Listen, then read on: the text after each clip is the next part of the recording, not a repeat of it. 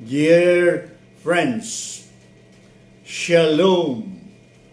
Welcome to our episode number 28 entitled Be Behind.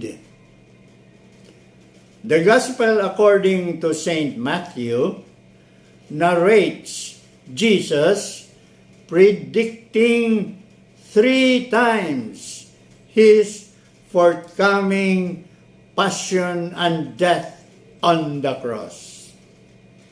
In chapter 16, verses 21 to 23, Jesus made it clear to the disciples that he must go to Jerusalem, that he would suffer many things from the Jewish authorities, the chief priests, the teachers of the law, and that he would be killed, but be raised up on the 3rd day.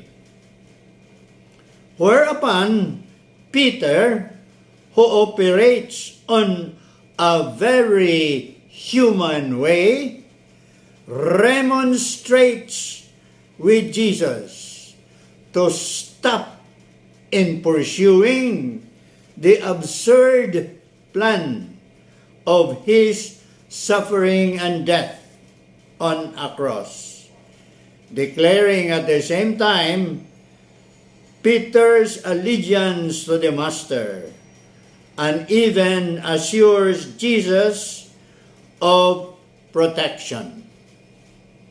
Suddenly, it is no longer just Peter that Jesus sees before him, but Satan himself, because Peter, whom earlier Jesus not only called him blessed, but even promised to make him a rock upon which to build the church, Peter is now becoming a stumbling block along the way.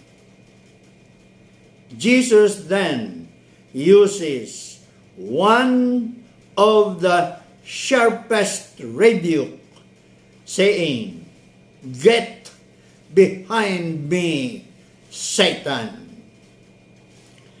The reason for this is that Peter is no longer on the side of Jesus, but on the side of the tempter, recognizing in Peter's words the same spirit that tempted him in the desert.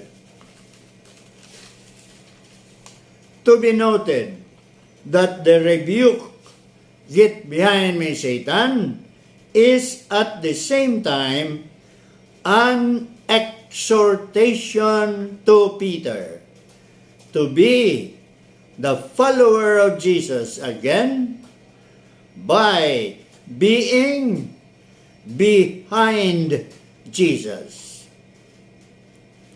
It is always to be kept in mind that all and any follower of Jesus is to deny oneself, to take up the cross, and even be willing to give up one's life if so needed.